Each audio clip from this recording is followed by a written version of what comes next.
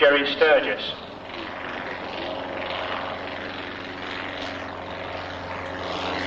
Chris Barron is normally a captain on Cathay Pacific Airliners, and Jerry has played some appropriate music.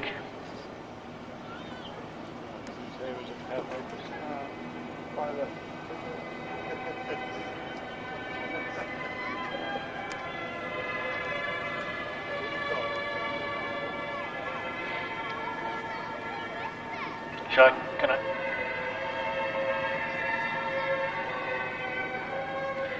The ASK-21 has a maximum airspeed of 151 knots, which is actually quite fast for a glider. G limits are plus 6.5 to minus 4, and the stalling speed is a very slow 37 knots, making it extremely capable. Jerry needs about 90 knots to get into a loop, 85 knots for the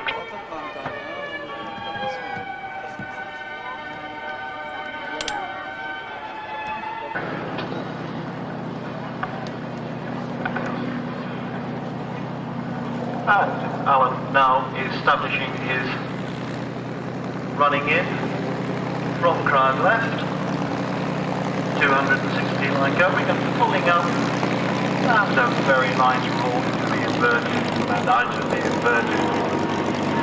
A very nimble little training aircraft. Some 70% of the manufacture of these is going for export, so Super Story was linked to me. Glider company that glider from, and it's very, very good for British aviation. Just to mention excellent success here. He's doing very crisp hesitation roll. 4-point hesitation roll that shows the control harmonization of the Firefly. Good visibility there for the pilots and the trainees, for the instructor and the trainee under a big bubble canopy. That canopy can cause the odd problem or two, though it is tinted. You can get a little warm underneath there. And speed piling in there, and a slow roll, which can be the most difficult maneuvers to accomplish correctly. Running in at approximately 2,000 feet, you can see the bright orange smoke, which indicates that the parachutists are now on the skids and ready to exit the aircraft to perform our display for you here today. We actually have 10 parachutists on board the Lynxes this afternoon, so we should get a nice display from them, despite the weather. There you go, you can see the orange smoke, and there's the first parachutist out, number 2, 3 and 4. You can see they're exiting both Lynxes at the same time. And there we go, the first canopies are open. You'll notice that the canopies are oblong in shape. They are the dark blue, light blue of the Army Air Corps. They're known as ram air canopies. They're clever design and shape, and lots of steerability. The first one's almost down, only but at 2,000 feet. Here's the first one in, Major Paul Kane, an Army doctor. Air Corps colour canopy. Big round of applause. Here comes number 3, number 4. They're all coming down now. Only a few minutes under canopy, ladies and gentlemen, because they obviously only got out at 2,000 feet. Here comes the rest of the team. Here comes Warrant Officer John Evans flying the Union Jack for us here today. And right behind him is Lieutenant Colonel Arthur Gibson, who's the current team leader. And bringing in the tail of the team, Sergeant Danny Ray flying the flag of the Army Air Corps. And there we have all the team on the ground, ladies and gentlemen. I'm sure you agree that was a fantastic display by the team, despite the fact that they only managed to get 2,000 feet. And if you look quickly to the left, the 2 Lynx that took the free fall team up, taking their part in the salute. Straight flyby.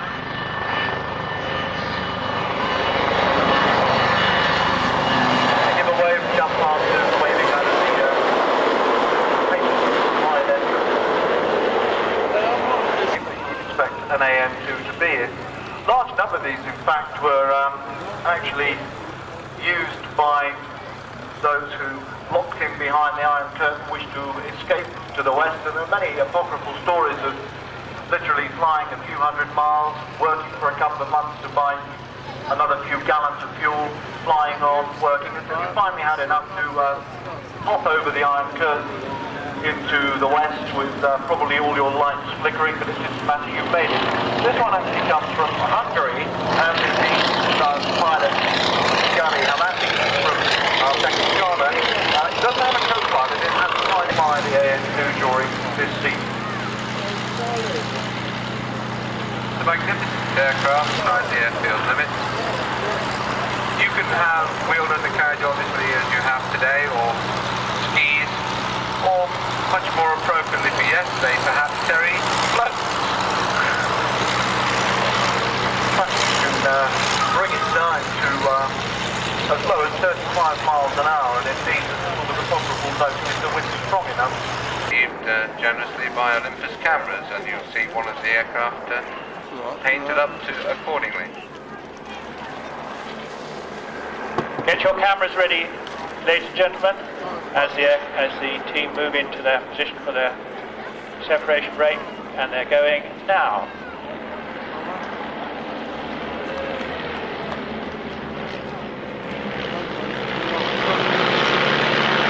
And watch the three aircraft at the back as they come up for a wing over.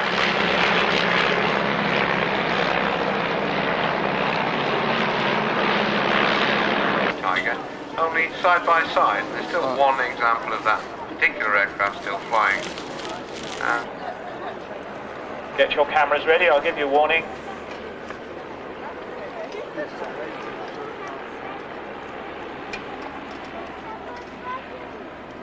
Stand by.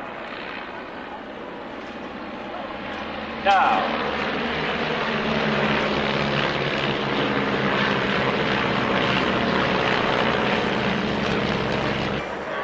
So there's a bit of a shower down to the right there. Hopefully it's passing away.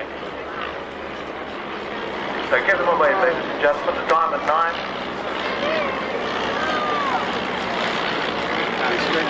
Giving up their precious Sunday leisure time. Pilots waving. Aviation of Lang Kidby, Army pilot from Australia, and he's also done a tour of duty here at Middle Wallop. So he's on home ground. Lang is quite unique. Worked up onto the Aerobatic 55s, and he also worked with Sukhoi with their Su-26 Aerobatic. When he left, he moved down to Russia and set up Aviation. A machine gun in the door, and I believe it's been ordered patrols. Designed, as Terry said, for rugged bush operations. You can. All the main bearings are lifed and you don't have to touch them. All you need to do when you take this aircraft out of the bush, as Mike was telling me, change the oil, change the filter, change the air. Month after month almost. He's had absolutely no problems whatsoever. Just look at that agility, ladies and gentlemen. That is so impressive. It's a big aircraft, nearly 50-foot wingspan. Taking it right up to 90 degrees there to the horizontal. Any more than 90 degrees, it becomes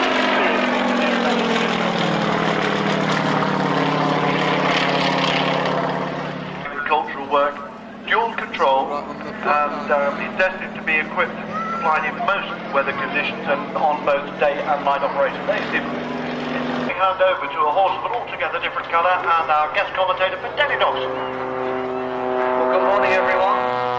Running in on the left, pulling up hard into the vertical, Denny Dobson in the Pit Special S1D, arriving at 200 miles per hour from your left, pulling up at 6G, speed dropping rapidly down to just 30 miles per hour at the top.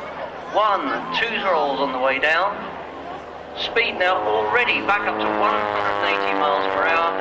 You can see this is giving you the performance roughly equivalent to a Formula One race car, going from almost 0 to 200 in about 4 seconds. The aircraft you see, the S1D, is about the smallest Pit Special you'll see on the circuit today. This one, believe it or not, is a home-built aircraft, built in a garage in Hitchin in Bedfordshire in 1978. And in fact, in just a couple of weeks' time, G. Bird, as she's always known from the registration, will be seeing her 20th birthday. Denny Dobson has been flying since 1986, learnt to fly on tail dragger aircraft, and that's what he's got most of his time on. turns over to the left in a perfect stall turn.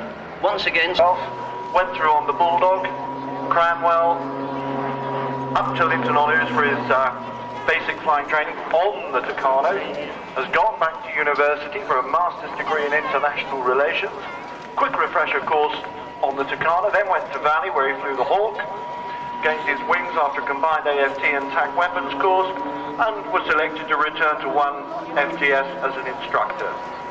So he's in his first year as a display pilot and, quote, close quote, enjoys the challenge of low-level aerobatics. A lovely 4-point hesitation roll there. Show the crisp control level.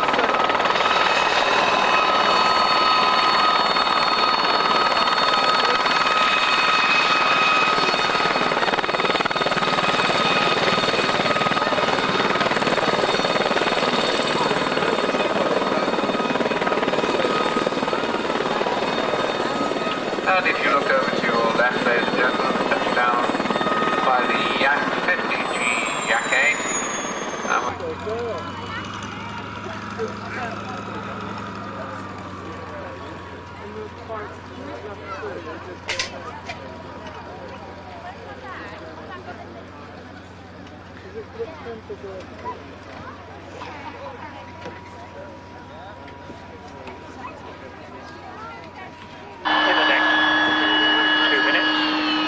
And the Harrier just waiting.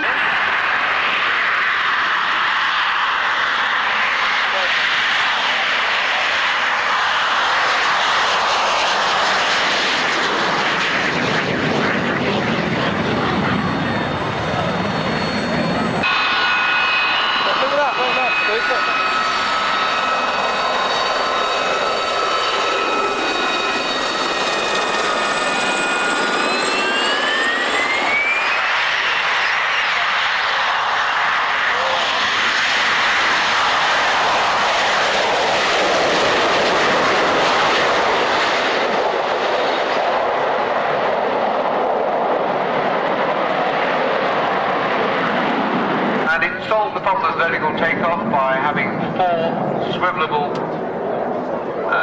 jets underneath the fuselage and running in from left to right. This is going to be a very impressive pass by the Harrier. Comes from the Harrier OCU at Wittering, the home of the Harriers, so-called.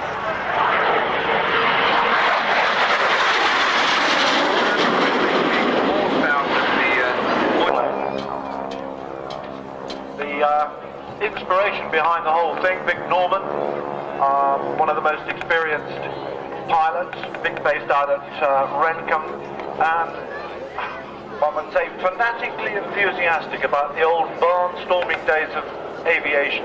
And if you're not familiar with that term of barnstorming, in America in the 20s, when there were so many young pilots with nothing to do after the First World War, Helen up on the Vic Norman's aircraft, Mike Tett, second pilot again, very experienced handler of these aircraft. And the girls all right about 4G at 150 miles an hour. Carried out their training in these aircraft there. And it's Vic and Helen sweeping in, low, fast, from ground left side.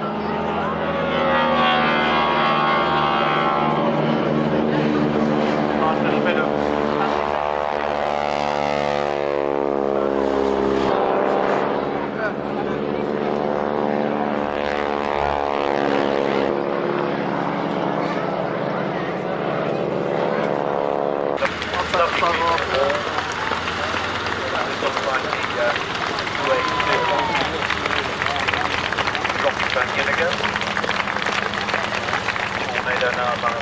to your left, ladies and gentlemen, to your left. The very impressive Royal Air Force Tornado F3 Interceptor.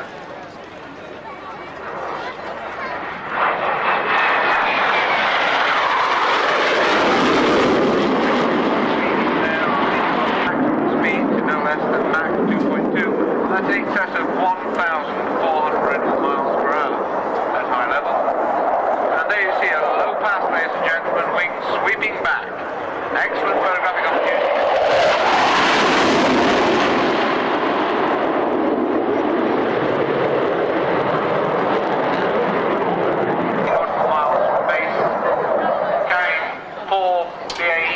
flash missiles and Aviation.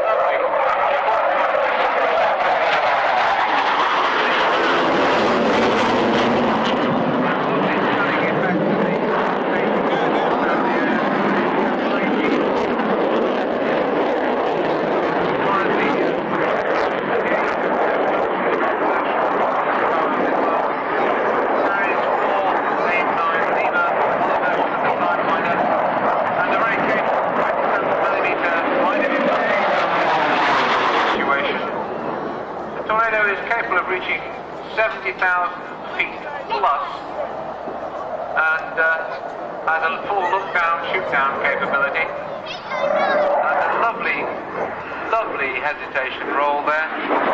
Get about 170 and it was used to some effect in Desert Storm.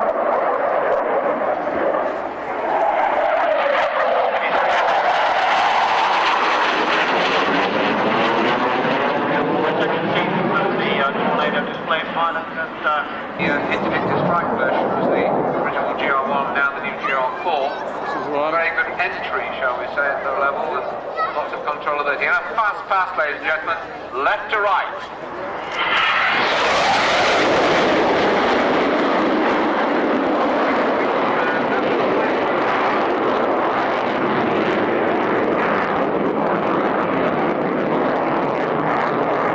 and the Oscars were already established in this role. So the RAF took the majority of what was a fairly small production run as a light liaison and counter-evac aircraft. And the one flying today actually carries the markings of RG-333, which was the personal aircraft with no less twin engines into what Ross ITQ always refer to as a gentleman's carriage. That's a gentleman's aerial carriage, Terry. Leather upholstery, superb fittings, and just the sort of thing to pop the luggage in and dash off to the 2K. The messenger here showing a lovely shot there displaying 900 horsepower Blackman Cirrus 2 engines. It's around about a 36-foot wingspan, only just over a metric ton in weight, so quite light, and it was used quite successfully as a racing and display aircraft by people's Fred Duncanley. Now, just 200 horsepower, so that's quite impressive. Well, in fact, this particular aircraft, where they sort of scuttled off to, they tend to confuse you to the Miles duo, James Buckingham and Chris, because they sort of pop in from unusual angles, but keep your eye on the white one.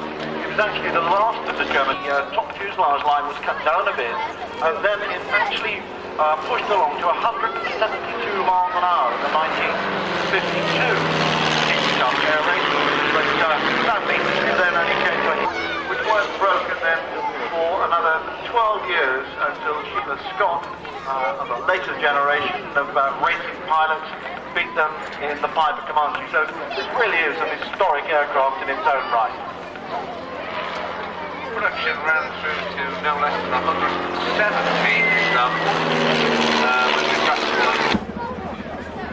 It's like sucking a breath here in the commentary box. Squadrons are based at Odium in Hampshire, and this display is led by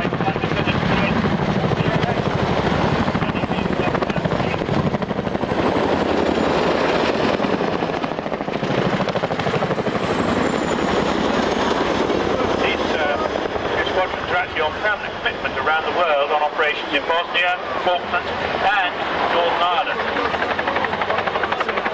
The first pair of aircraft will now demonstrate the internal loading capability by simulating the insertion of a pathfinder force comprising Land Rovers, motorcycles and troops. Up to 54 lightly armed troops can be carried normally. During the Falklands conflict, we actually carried 89 Paras.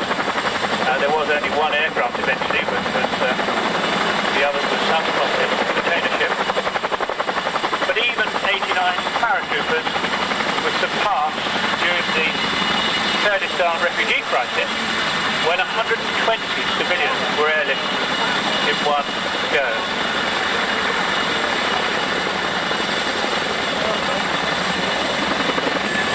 South Africa and the Far East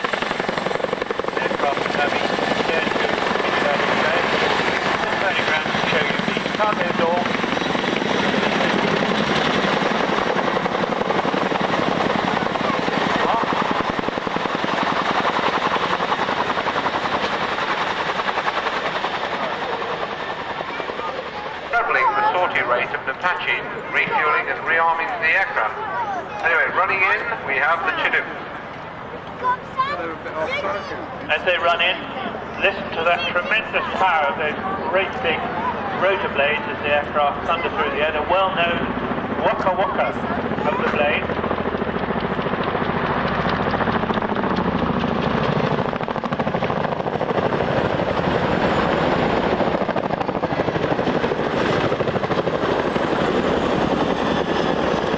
In fact, the troops on the ground normally call it the waka.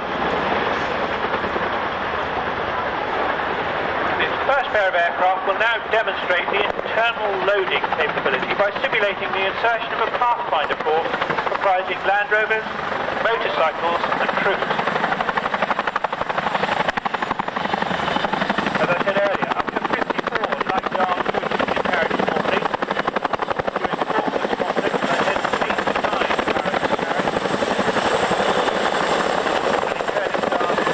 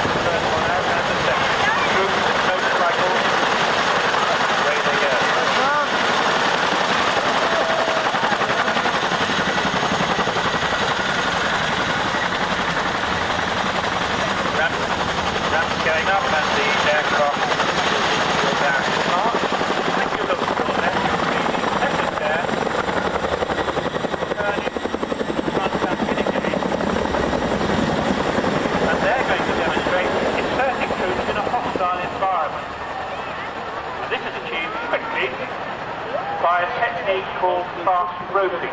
The aircraft nearest to you will actually demonstrate the fast roping technique, whilst the other aircraft will stand by offering covering fire should it be necessary.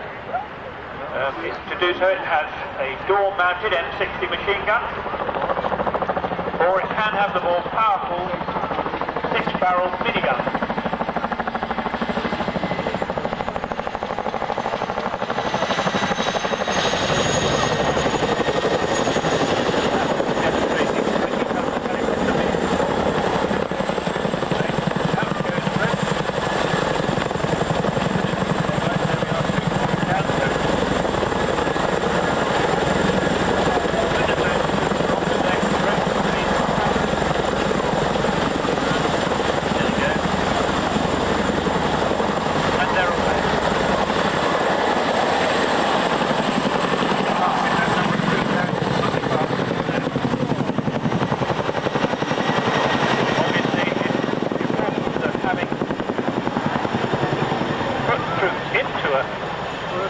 Battlefield environment, they can also be extracted. Certainly in a hostile area they would need to be extracted very quickly. So coming in from the left now, to save the extra time taken in hovering just before landing, Chinook can perform a running landing. It speeds up to 75 miles an hour.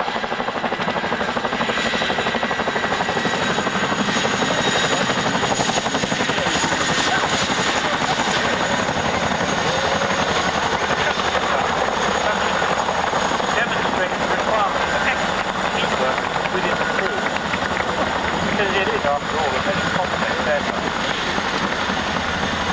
There are the troops returning to the aircraft.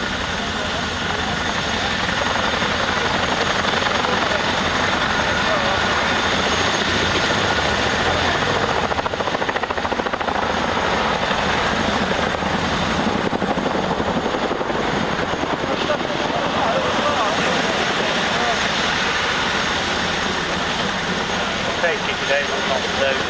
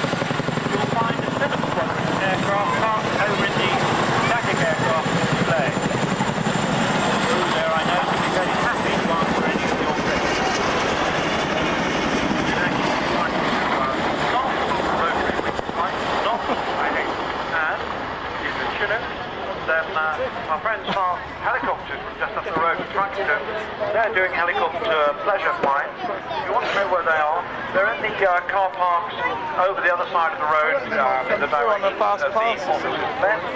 Replicas flown for us today, rather than to the Royal Flying Corps. And in fact, they were quickly dubbed the Tripounds. And one of the most famous units to carry them was B-Flight, the number 10 Squadron. With replica, you can see, was originally built in Devon as the inspiration of Robin Bowes, now sadly no longer with us. And John Hobbit, more commonly known as Ernie, aided in this project by Robin's partner Sheila. And Answer to a question rather than posing a question in itself. Well, not surprisingly right now, France thought, well, we wouldn't need to answer a time thing, we'll answer it with another time. Richtoven's flying circus, and you can see there that one of the SE-5As has in fact been bounced by Lieutenant Karl Jacobs, the top scoring ace of von Richthofen's flying circus, alias Nico Pryor. So he's bounced one of them, but his problems are not yet over, because on his tail already are the other SE-5As. And the SE-5A has got a little trick up its sleeve, because it's not only got a machine gun firing through its propeller, it also has another one mounted on the top wing. So it can have a go in the dive coming in from on top, and then as it pulls up underneath it, and indeed it's obviously already got a burst in, because I can see Lieutenant Jakob is in a degree of trouble, pulling up, trying to get out of the way. The original managed to go right the way through the war in this particular aircraft until just literally a matter of weeks before they upheld the service tradition, flying in adversity, and quite literally carrying on to the bitter end. And the formation led appropriately enough now comrades in arms, as Nick leads the SE-5As down to the far end of the airfield to land short. Give them a wave, give them some applause. That's extremely uncomfortable up there today. So well done, chaps. and a special thank you there to John Hoblin, also known as Ernie, of course. But here you are, Battle of Britain Airfield. You are looking out on the same scene that the pilots of 609 and all the other squadrons would have looked out upon in 1940. And there she goes. The wonderful splutter of the Jeff Wallop restored and in the Mark 9. Showing that superb elliptical wing shape.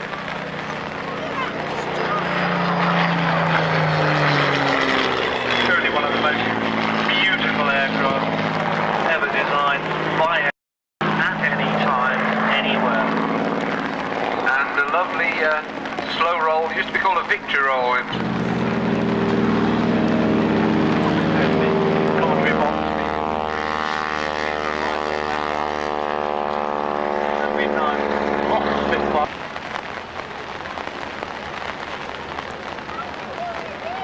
We know Not the Dragon Rapide. initially known as the Dragon 6, it followed very, very quickly on the hands of de Havilland's first British Dragon. The aircraft designed and enjoyed a flight to the 2K or... Ken Whitehead is actually at the controls. Ken is the owner of the aircraft. Absolutely. This aircraft, you can work it out now, it's some 62 years old, which makes it quite a veteran. The first 3 flights were actually conducted by Geoffrey de Havilland himself.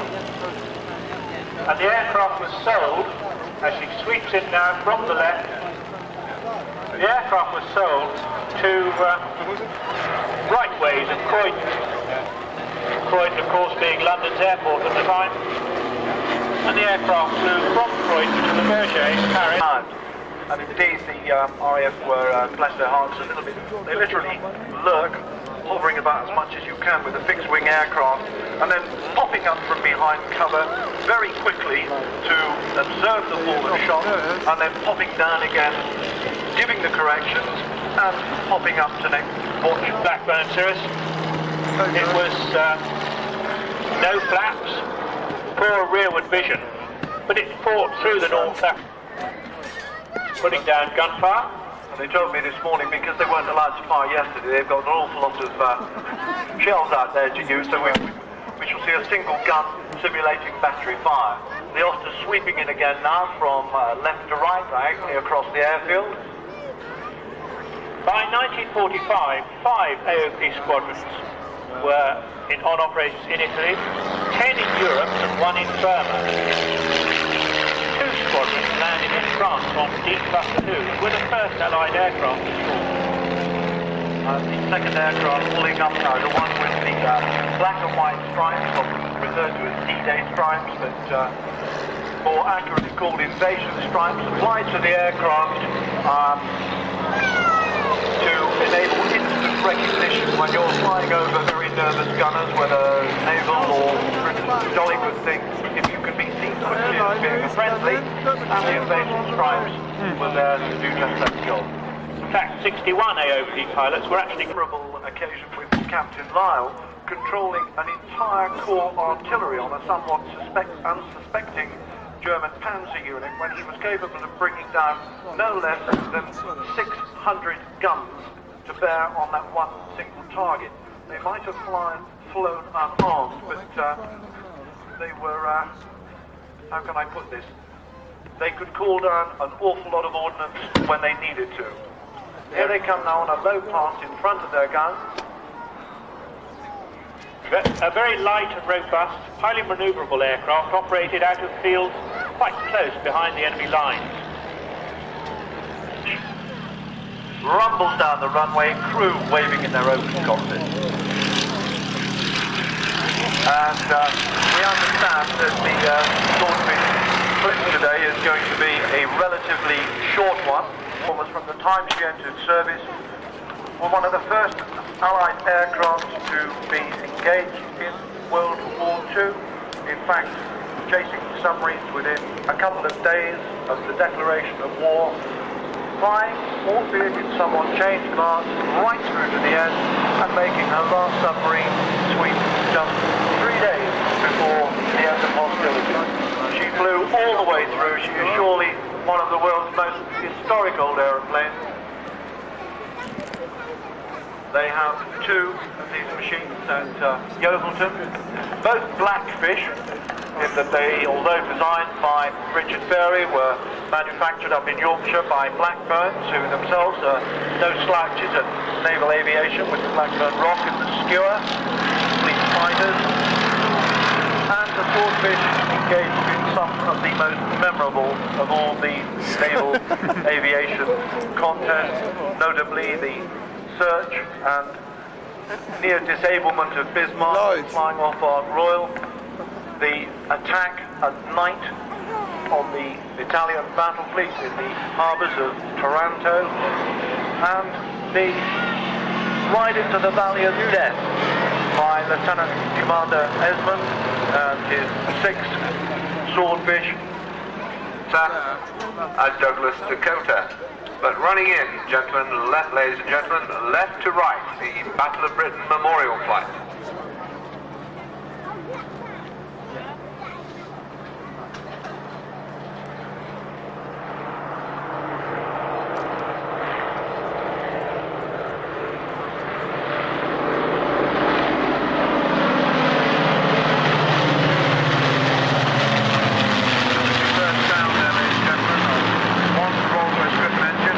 Squadron and the Hurricanes of 238 even before the airfield was completed. But for most of the long battle throughout the summer of 1940, it would be 238 Squadron with Hurricanes and the Spitfires of 234 and 609 that would dominate Britain. And sadly, on one occasion there were direct hits on the hangars and a number of airmen were killed valiantly trying to close the blast-proof doors, but the raiders were quickly pursued by 609 and at least one was brought down. And here she is again, the 19 climbing up over the centre of the airfield. And the beautiful roll over the top. A lot of power to hand into it. There is still quite a lot lot of evidence of the raids on Little Wallop when flying around the local area, particularly after seeing the clouds and the large white circles are seen where the chalk was thrown up after the bombs had landed. I think in the early days, the local constabulary must have had problems because before the ferry tracks were completed, there are numerous photographs of Spitfires being taxied down the A343. That is one thing I don't think the memorial flight will replicate. But in front of you now, the Hurricane. Not perhaps as glamorous as the Spitfire, but truly the workhorse weapon of the Battle of Britain. Indeed, so the Hurricane Mark I, half a generation earlier than the Spitfire. Sweeping in now over Knockwood, passing from left to right. You can see this particular aircraft has indeed the black, white or sky blue white underside finished. Typical of the early fighter command aircraft, and a very, very steep climb out and a slow roll to finish there. Beautifully flat. Left to right, ladies and gentlemen, the magnificent Avro Lancaster. Now, sadly, the last Avro Lancaster airworthy condition. Since there appears to be some engine problems with the Canadian restored one, this aircraft represents Lancaster armament options. On the defensive side included twin 303 Brownings in the front turret, a mid-upper, and four 303 Brownings in the rear. It wasn't until later in the war that the hard-hitting .5-inch Brownings in a Rose White turret against the right were used. The memorial flight.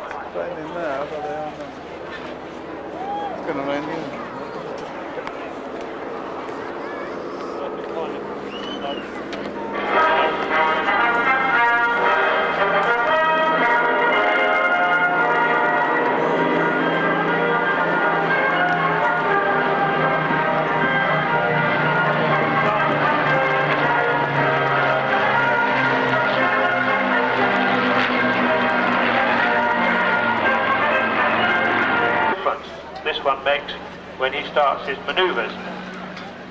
This combination produces a massive increase in performance, climbing at the rate of 3,400 feet a minute. It certainly has the capability of a maximum speed of just under 300 miles an hour. He's a financial director of a West Country agricultural consultancy and lives down at Frome in Somerset. Watch his display, ladies and gentlemen, as he pulls up. Look at the power of that aircraft.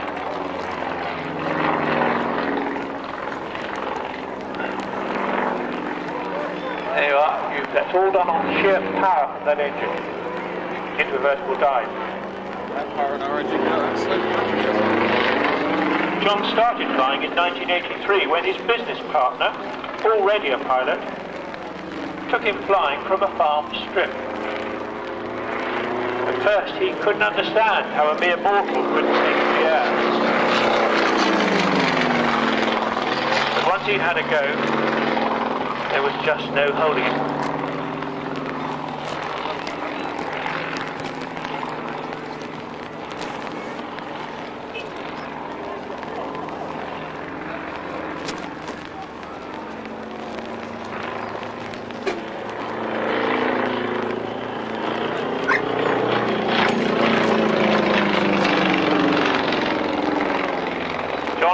When he first started aerobatics that he was unable to carry out many manoeuvres without feeling airsick. And in fact it was his determination to open. So there you are, tail wheels up almost immediately. Those bits, Leonidas engines being gunned, and there she goes.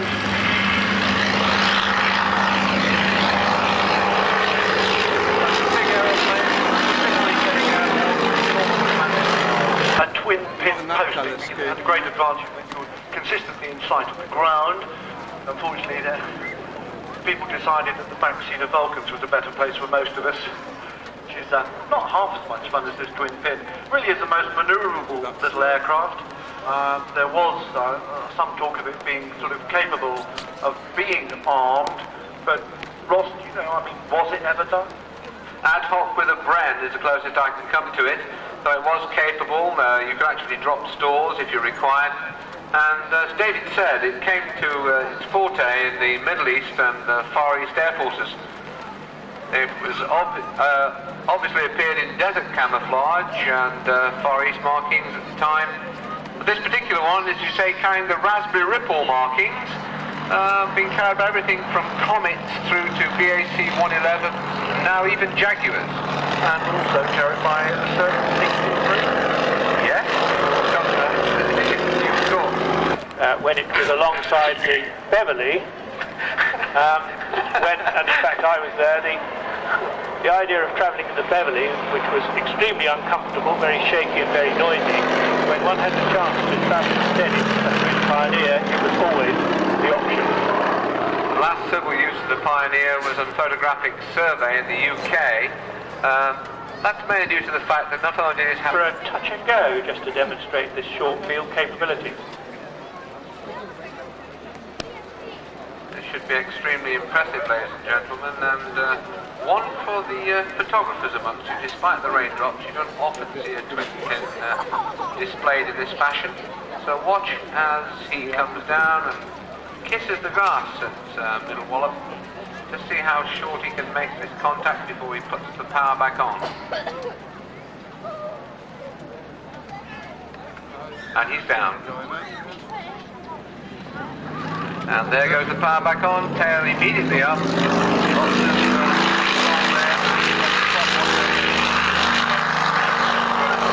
away. Steamish climb out, 25 degrees, leveling off now. That was impressive. I reckon. Well, ladies and gentlemen, we've moved, if you like, slightly backwards in post-war aviation, because if you look to the left beyond the landing on Pioneer, you will see what is a familiar shape to most of us, the outline of a DC-3. This will be a training aircraft for the next generation or continuing generations of tail dragger pilots.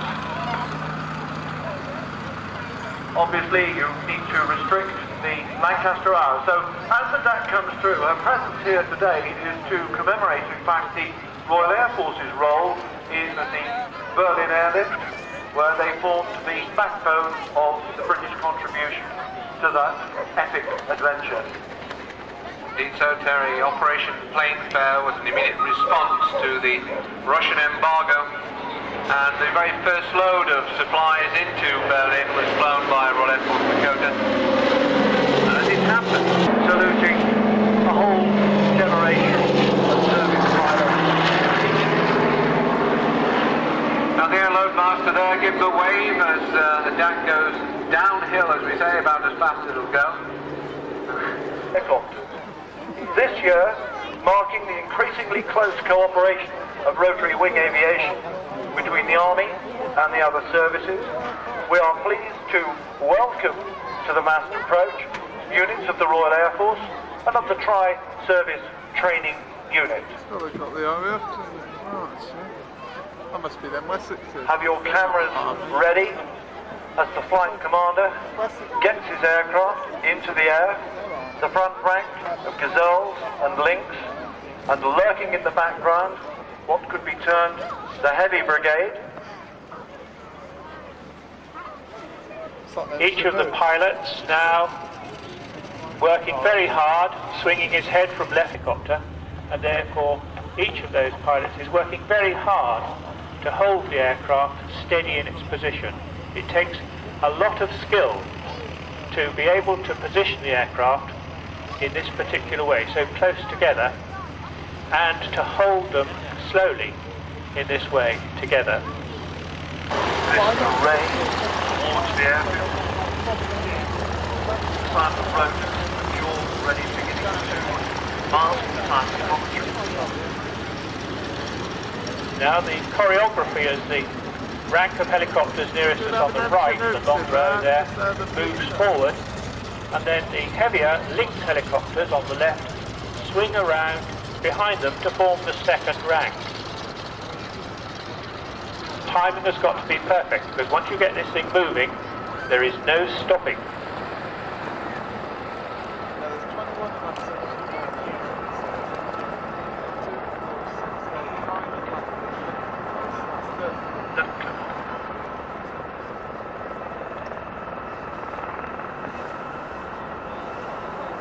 getting quite close to the edge of the airfield now and gradually picking up their positions.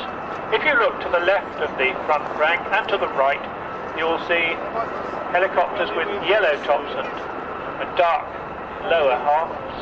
Those are the squirrels of the elementary or basic rotary squadron. They've got them squirrels up there, So now, ladies and gentlemen, let the helicopters conduct their own commentary.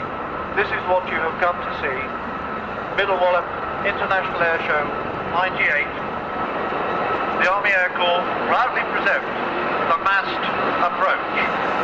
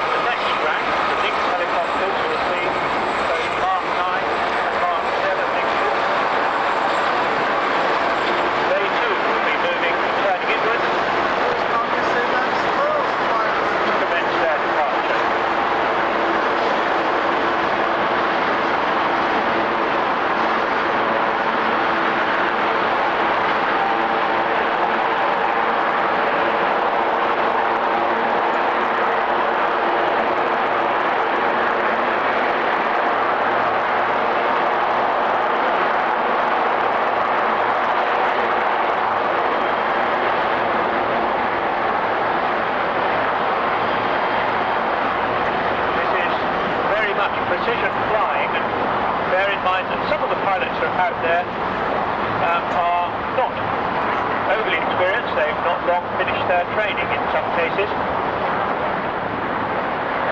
And as the links depart left and right, the next trick is to get the heavier aircraft away, and you'll see we have a slightly different way of doing that as they dive in from left and right. Oh, let them do most of it.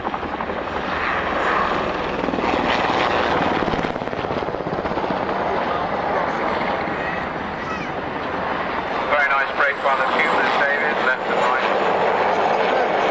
And the first pair of the Chinooks following them, I think, getting quite an impression from the heavy rotor blades of this magnificent helicopter.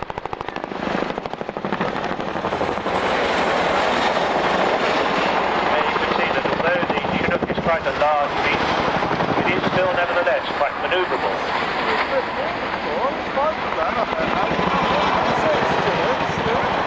Yes, ideal battlefield support, as you say. Multi-role, you can arm a Chinook if you want to. Capable of carrying underslung loads from 3 hard points. And, as you say, despite being a large helicopter, it's still extremely manoeuvrable. And the final helicopter depart is the Sea-King search and rescue aircraft in the colours of the Bosnia campaign. I-4 colours.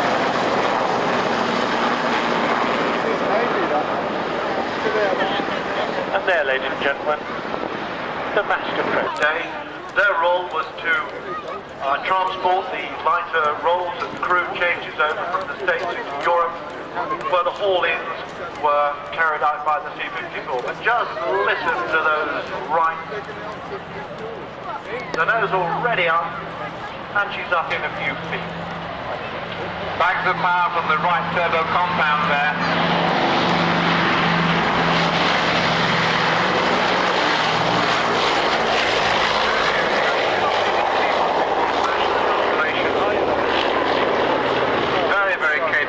Arizona, and she's been on holiday down at Florida. So look to your left now as Tim Chop's gun from the C-54.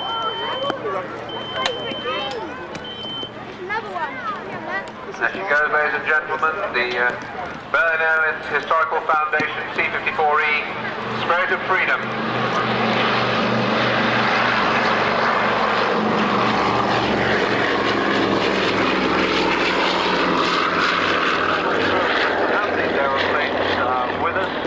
This is going to be a superb photographic opportunity. The Lockheed lining up the C-121 for a pass down the centre line of Middle Wallop's grass runway.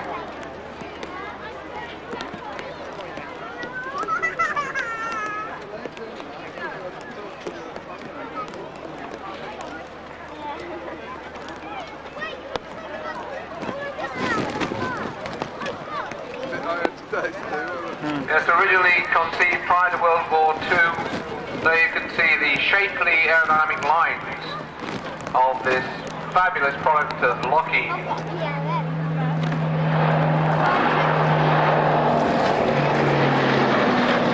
The original C-69 was Here at Middle Wallop on this day. Any day you get an aircraft collection together like this, it's a beautiful day, no matter what kind of weather we have. Our aircraft today is under the controls of Tim Chope, who is the founder of the Berlin Airlift Historical Foundation. And as he comes across, let's listen to the smooth sound of those Pratt & Whitney R2000 engines.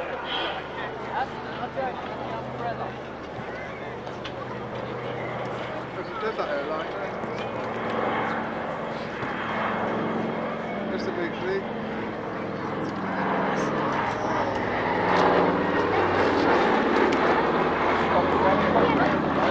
In a beautiful photo pass, that was the Spirit of Freedom, owned and operated by the Berlin Airlift Historical Foundation.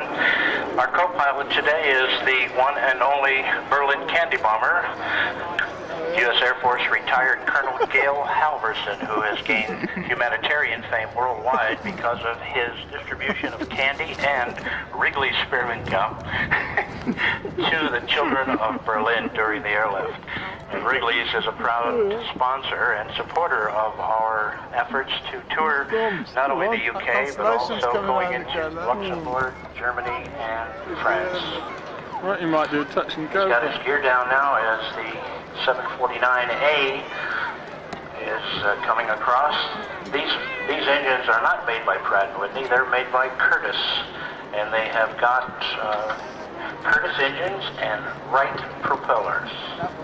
And let's listen to that beautiful sound.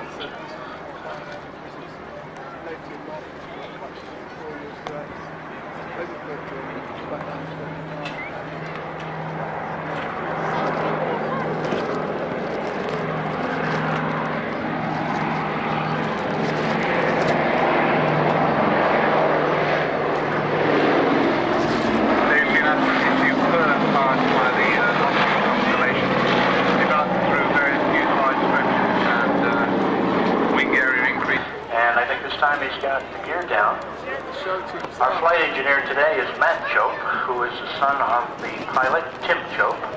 And on board, I think we also have got a loadmaster named Bill Morrissey. And Bill was a member of WACS during the airlift, and he was stationed at RAF Selly. He's very proud of that, to tell us all about his connection with the RAF during the airlift. With its gear down, headlights, landing lights on. Spirit of freedom.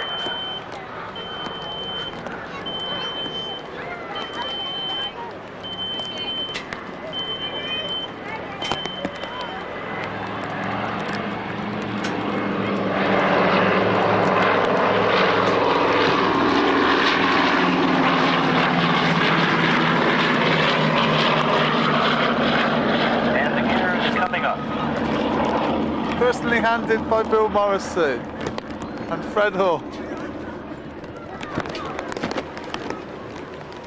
Now, in the navalized version, which is the R5B4, our aircraft is actually an R5B4. It was flown by the Navy during the Berlin airlift, and it was in naval service until as late as 1974.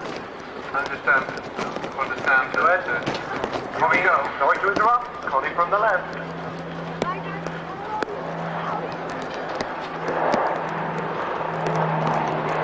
Beautiful photo pass.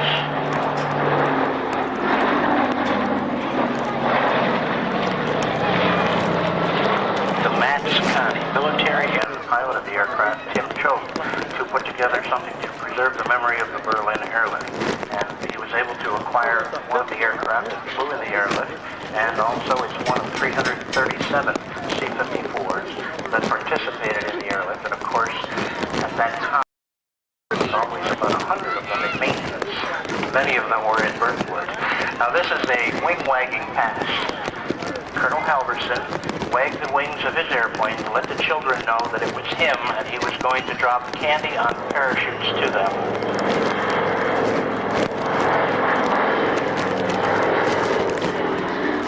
As you can see, he was waving out the window. Halverson was responsible for providing almost 36 tons of chocolates and gum to the children of Berlin. Those that he could not drop parachutes to, he either mailed. Yes, the aircraft went in with food and supplies and coal, and they came out with the products manufactured by the plants, and they also came out with over 120,000 children and elderly people to keep them from suffering the hardships of the blockade.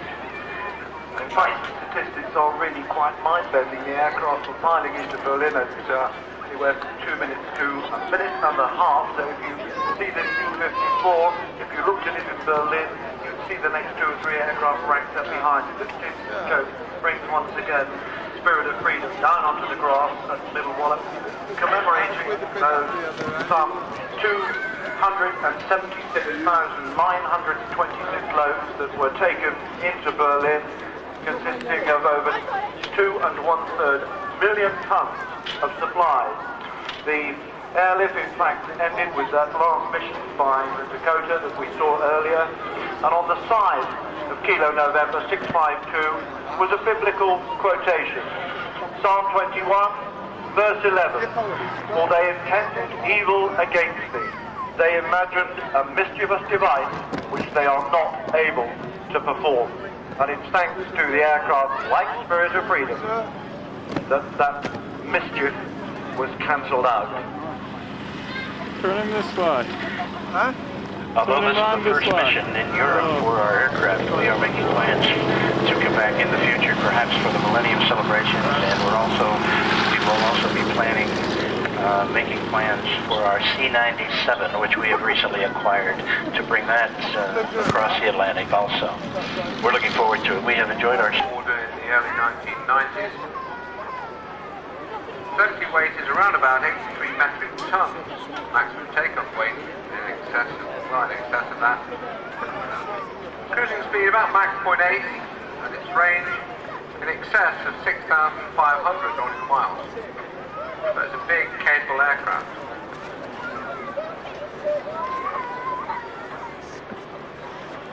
...242 passengers you can have on board.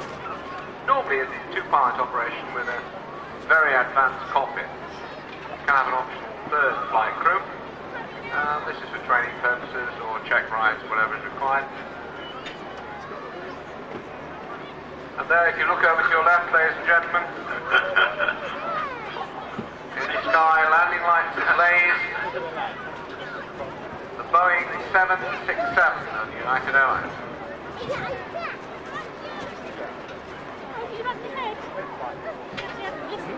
Just a little chuckle in the commentary box. We don't get many these days, but we've just been able to tell the tower where the 767 is. So that's one up to us and one down to them. And here she comes, lights on, flying the colours of the sponsors. Well done, United. And overflying a little bit of history part down there with the German. The 767.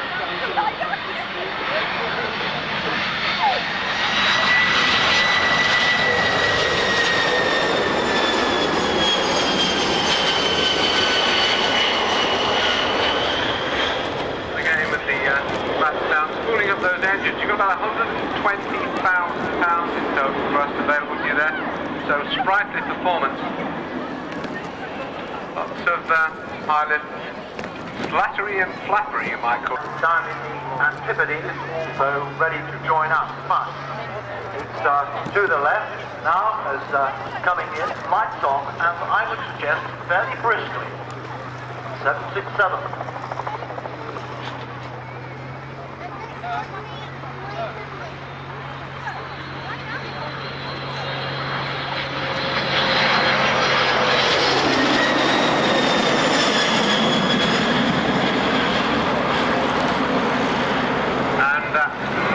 Power flight there, beautiful climb out, and the crew gave us a lovely wave. Thanks very, very much, United. Every 50 seconds, every day, around the clock, they have takeoff fighter and automatic official Followed by the Spitfire, then we're hoping to see the Vampire Venom duo, the Aviation, and then we'll have a special tribute to 25 years of the Gazelle. Jet Provost, Hunter, and then hopefully one or two more items after that. The airlines that were to become United started off with a small group of some 5 or 6 airlines, if they could be called that. Invariably maybe only 1 or 2 aircraft available to them. One was called National Air Transport, and they have them. Travel Air 5000, Pitcairn Mailwings, and the Curtiss Falcon. Barney Airlines, a little bit of whose story is carried in the programme, they had a Swallow, the Ryan M1, and the Stearman Speed Mail. So perhaps today's happily waving people from the Stearman are representing the Stearman Speed Mail M2.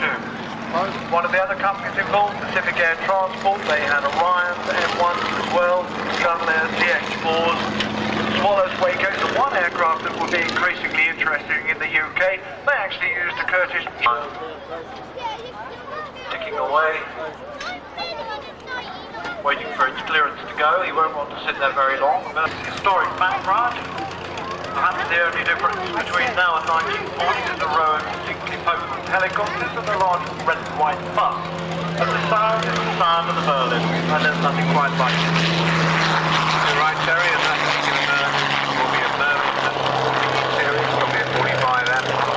Ordinary men who for a few brief moments held the future of mankind into sweating palms and did not let it fall. We owe them much. It was indeed the sacrifices and heroism of the few that gave us, the many, the opportunity to be here today. Normandy in 1944.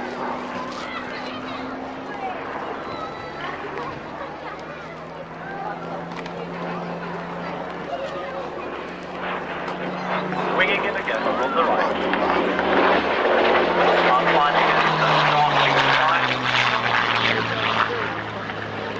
A lovely smooth, low pass by Charlie Brown.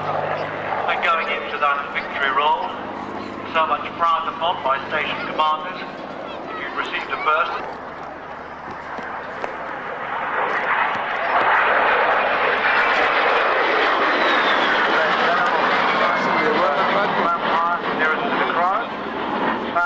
Over 50 years since the Vampire prototype first flew in war, but was extremely successful, powered by the de Havilland Engine Company, the engine wing of de Havilland, their own Goblin gas turbine.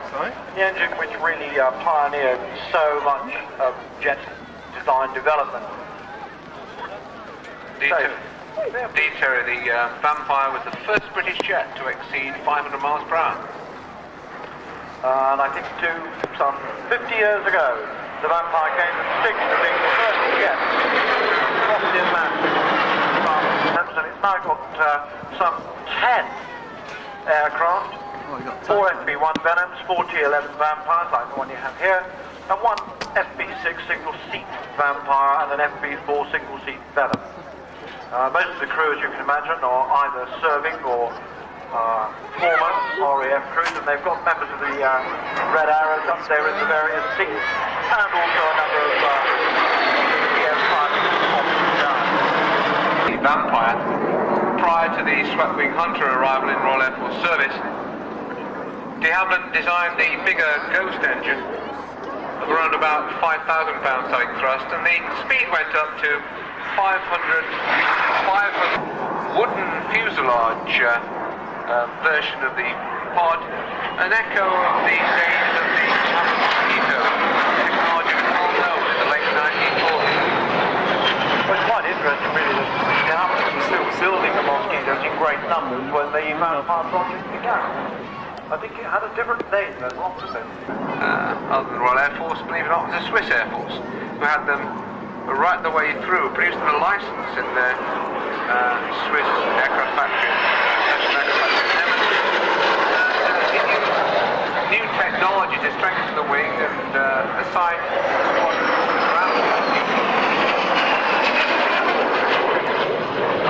carrying the 4850 pound thrust Ghost. In fact, the Swiss built some 250 out of the total of, or to his credit, one of the mainstays of the First World War, and went on, of course, to culminate in aircraft like the Lancaster and the mighty Vulcan. But this, the little Avro 581E Avian, flown by Australian Army pilot Lang Kidney. Yes, the Avro Avian is very interesting. It's a direct competitor to the early Moth family, and it was originally built as a prototype as a two-seat light aircraft for the light aircraft trials in September 1926. It's best known perhaps for the marvellous performance by H.J. Hinclow, gained second place in the trials, 306, and then went on to win the special prize sponsored by the motor industry. Lang's going to recreate. Now this little E has really only got not an awful lot of horsepower up in the front, 85 horsepower Cirrus 2, and you mentioned Bert Hinclow. Well, he was also has a Bournemouth connection when we've just seen the Vampire and Venom go to, because as part of connection getting Westlands and Aviation, the Puma and the Lynx being the other two aircraft. Initially, when we had the Gazelle in service, the operational squadrons were converted from the old Sioux helicopter, the Bell 47, and they brought their Sioux here to Middle Wallop, were converted onto the Gazelle, and then they took their Gazelles back to their squadrons. And in 1976, when all the squadrons were equipped, we started all through rotary training using the Gazelle as the basic trainer as well as the advanced trainer. We still have many Gazelles in operational service as light reconnaissance helicopters and utility helicopters. And as the formation comes in front of us now, the Silver Gazelle leading, being flown and led by Warrant Officer Phil Howard, who is the Gazelle Training Flight Commander here at Middle Wallop.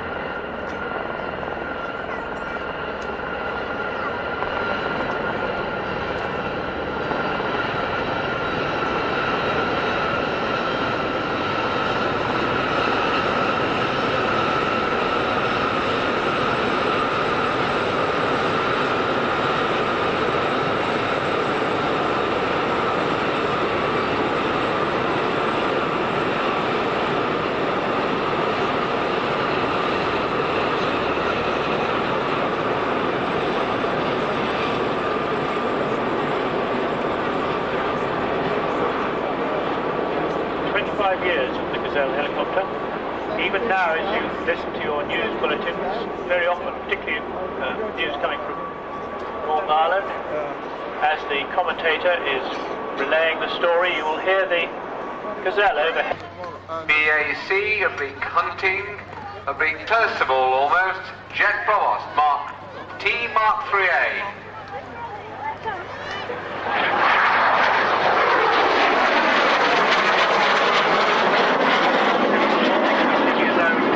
The new black, easy to spot camouflage. I'm not sure whether it managed to replace their own piston engine trainer, but they also effectively replaced the next step up with the Vampire trainer. So one aircraft doing the job of two and hunting, capturing the contract. Yes, Jet Provosts were the first step in a decision that had been made to introduce the Royal Air Force to all-through jet training. Also a reversion to the side-by-side role. We've mentioned this throughout the weekend, how trainers became tandem, then they were side-by-side. Well, I think it does at times to be a lot of noise, not going very far. Well, we did have a saying, clearly, that when we had the JP for low-level navigation training, that it was a constant thrust variable noise machine. which is a pleasant way of saying we lacked a little bit of power.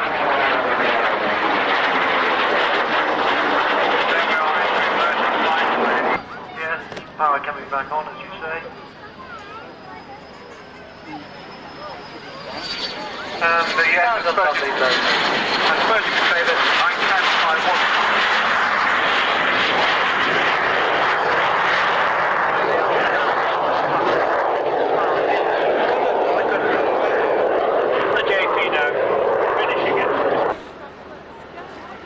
And there you can see that spectacular eagle painted on the tail.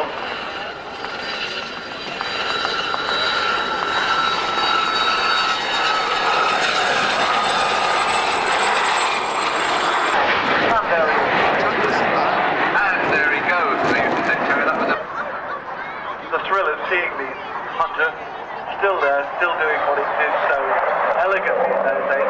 Probably.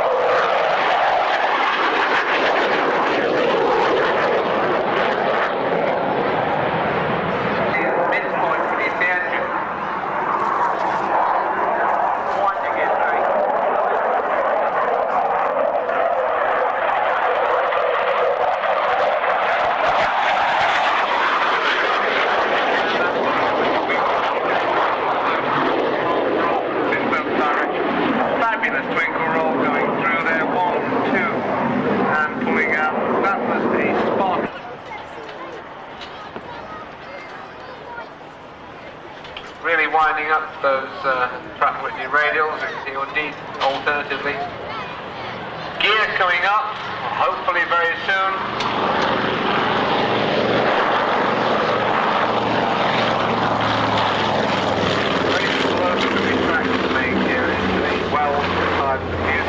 This aircraft went out on a bombing mission. Nobody hit the target, and 5 of them failed to return. But they were undaunted because it went on to be one of the most extensively built, most advanced rocket ships of all the torpedo bombers of the Second World War. And a nice, great, slow pass down the runway there with Port Warren because, to say the least, fully loaded, the aircraft actually weighs about 18,000 pounds. I expect in her display trim she'll be a little bit lighter than that, but there is still, as you can see, as it keeps balancing, if that's the word, down the taxiway.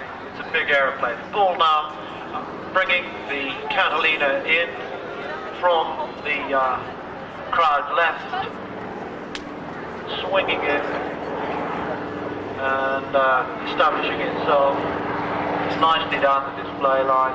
A lovely big elegant aeroplane. Vital in the Convoy gap. Most of the Catalinas operating out of Northern Ireland. Yes, indeed, from Loch Earn in the centre of Northern Ireland, Terry. This particular version has the tall fin and rudder of late war and post-war production. 112 of those were built for PBY-6As, 48 went to the USSR, and believe it or not, 75 to the United States Army Air Force as the OA-10B. So there we have a case. He lost his line just a few moments after being hauled back onto the rescue ship, and quite deservedly obtaining the VC for his heroism in both the attack and his self-sacrificing, looking after the interests of his crew. The story of the other VC, that of Flying Officer John Cruikshank, and we'll just let you watch the Tony Haig Thomas desperately chasing the airborne Catalina down the runway.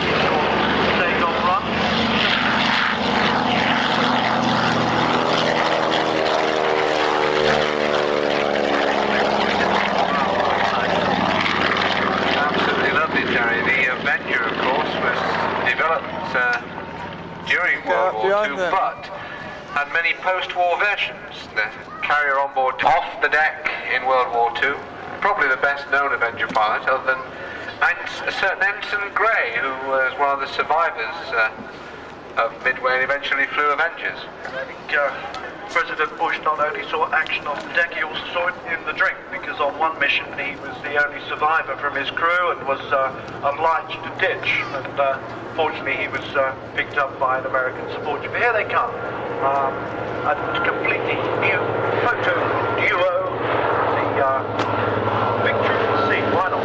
Victory at Sea, why not for this one?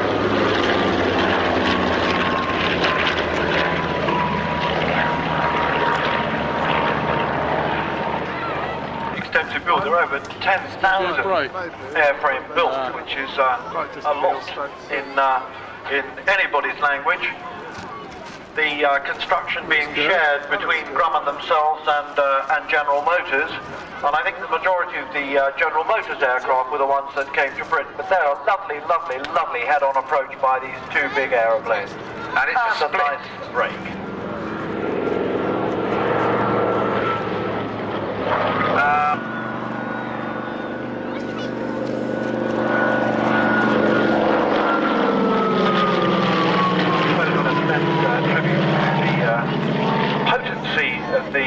Avenger is the fact that in the aircraft in service, but that particular radar and its radome was taken from underneath Avengers and put, guess where, Terry?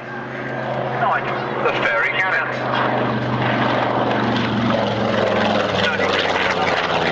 Spirited flying one. So there you are. Whether he'll be able to get his hands off and wave back to you, give him a wave. The first visit to Middle Wallop by an Avenger. We certainly hope it isn't the last. Winding in nice and hard and spewing smoke from the left.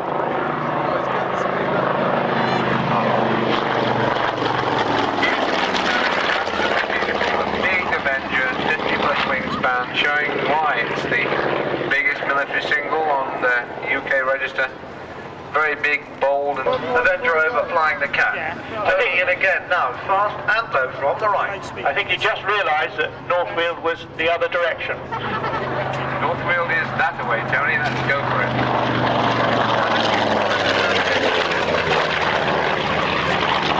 See, you've got to ignore the road signs for crowds going home and realise you've got it wrong. But, Okay, if you look over to your left now, tail wheel up straight away and the aircraft is just about airborne and into a steep climb, followed by the chipmunk.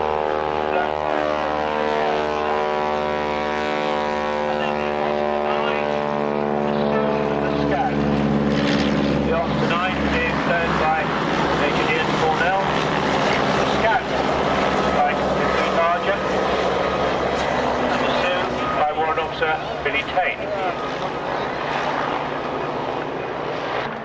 Nick O'Brien demonstrating the excellent handling characteristics of the Beaver.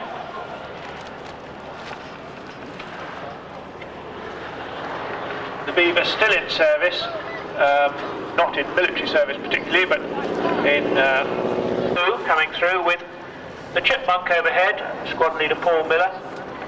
Paul, up until last year, was one of our Chipmunk instructors here at Middle Wallop, teaching the elementary flying to our the Student Army battlefield helicopter pilots. And more latterly, Paul is the aircrew selection officer working in the headquarters here.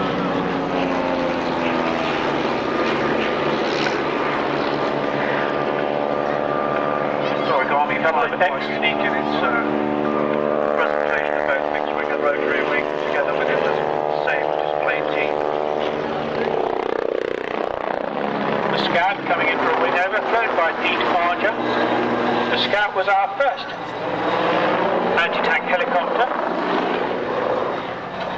Was fitted to the aircraft.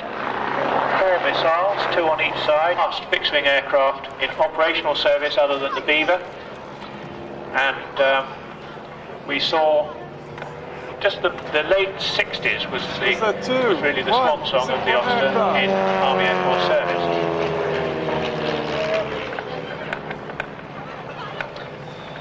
Demonstrating the fact that although the Chipmunk is an elderly aeroplane, it is still an aerobatic aeroplane.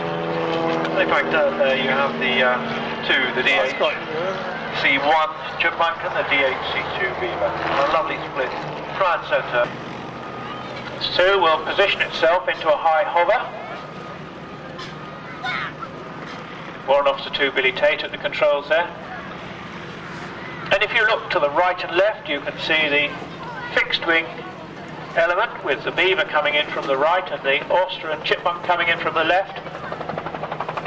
Actually, the poor old Chipmunk has quite a job keeping station on the Auster because the Auster is much slower. And so Paul is really sort of working quite hard there to keep his station and doing a very good job of it too. Crossing over, the Scout coming in for the finale. There's the Beaver whizzing past. The Scout climbing up to peel away with a wing over. And the Sioux, when it's gained enough height, will dive away to conclude this demonstration by the historic aircraft flight of the Army Air Corps. 2 aircraft not able to display today. The original Army Air Corps helicopter, the Skeeter, and the Alouette 2, which was used for some time as the Pembroke and the Percival Piston Provost.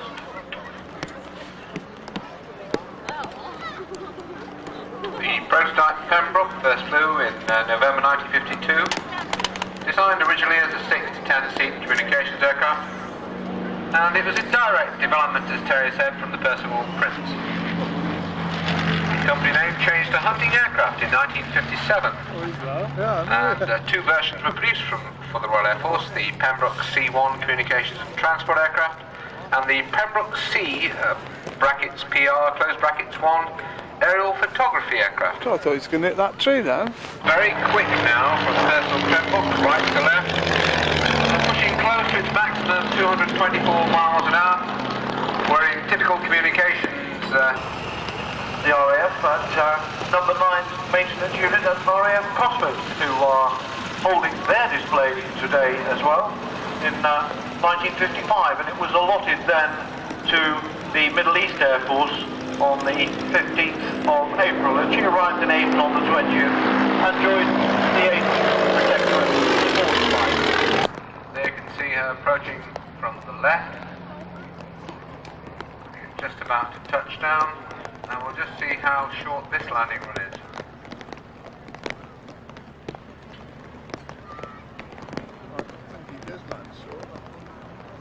That was quite a fast touchdown, so not Yes. one of the short ones. Put down very firmly, I think the expression is the...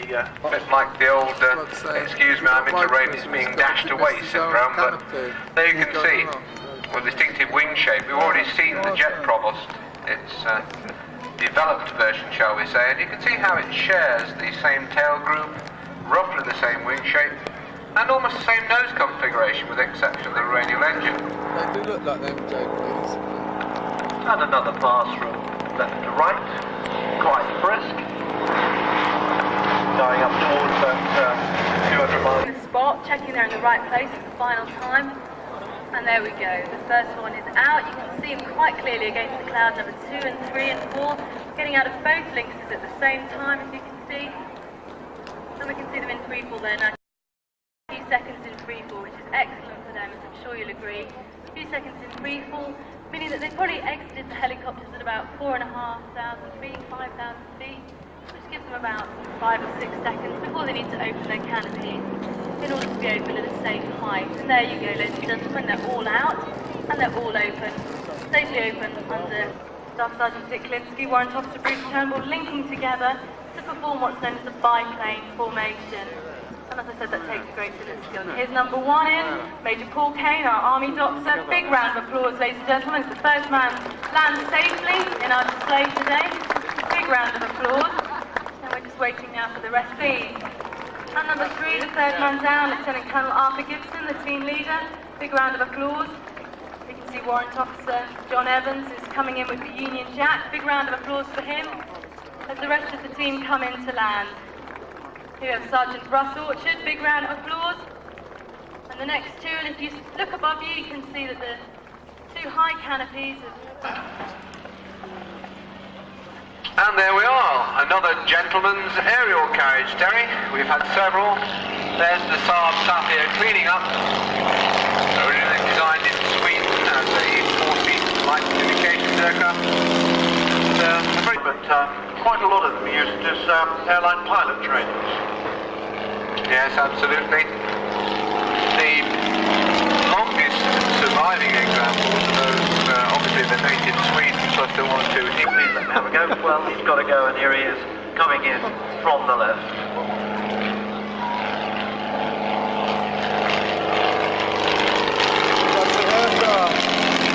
And we have a Saab Sapphire fellow from... as team lead. Shortly you'll see the smoke come on and the lights come on, ready for their opening manoeuvre, which is well worth a photograph, the crossover break. There are the lights, there are the smoke, and here they go on the crossover break.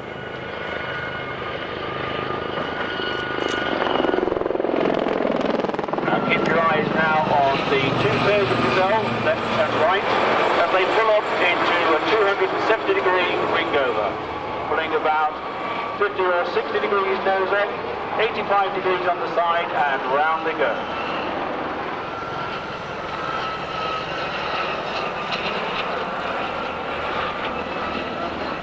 Now the 2 Gazelle pairs turn. There go the first pair, and up go the second pair. And this is the home base of the Blue Eagles, so they're now going to run in to perform the double heart manoeuvre to show you just how much they love being here at Middle Wallop.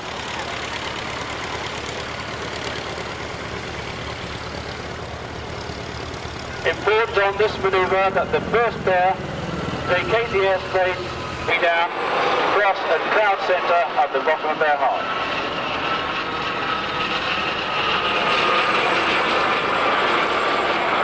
And in comes the Lynx now for his solo part of the display. The Lynx flown this year by Wallop Class 2 Almois.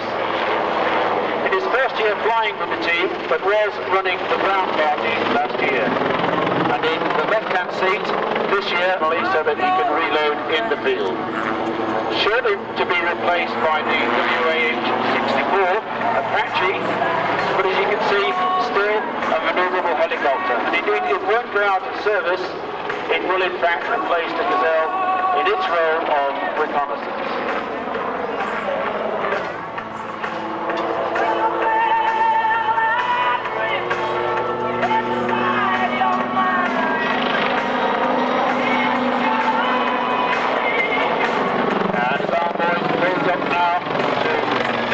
A hover, eventually at 1,000 feet.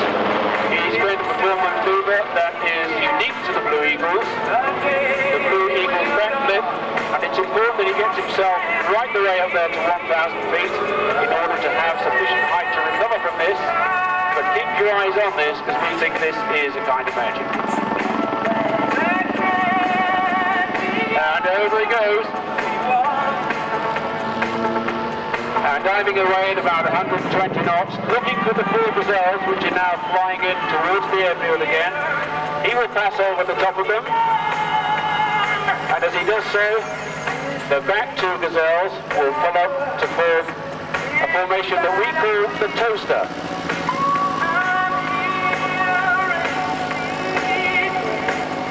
And the reason we call it the toaster is that the Lynx is going to pop up through the middle like a piece of toast. Important that the Gazelle's now allowing enough room for it to get through. He needs about 50 feet on the top and 50 feet underneath. And flying in towards them at about 120 knots. Watch the lights going on the Gazelles, ready for the toaster.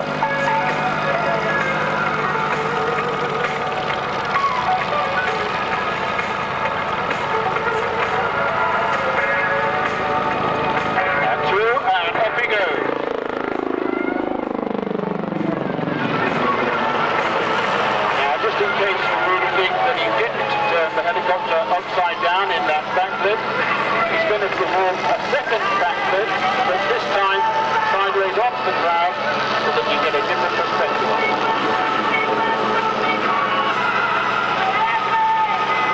Keep watching that Lynx.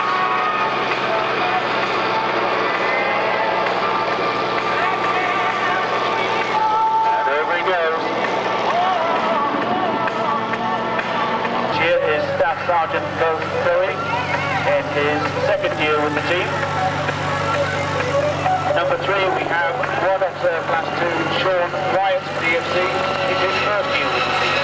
And bringing up the rear in that formation here at Wallop, the Blue Eagles being the secondary duty.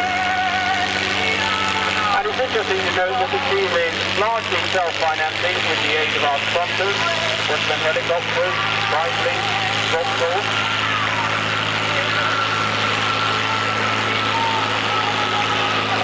The Gazelle now in third pair to take the first a 360-degree windover, which is followed by the second aircraft team. The aircraft trying to occupy the same piece of airspace together.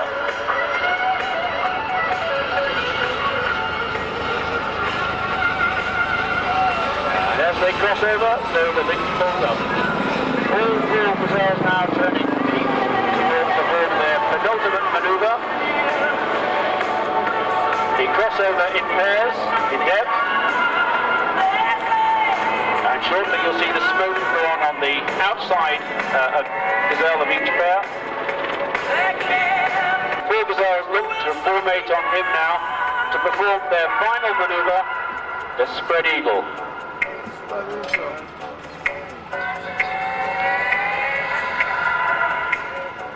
Those Gazelles were a bit up. Smoke going on now on the inside pair of the Gazelles, forming their beak for their final manoeuvre, the spread eagle.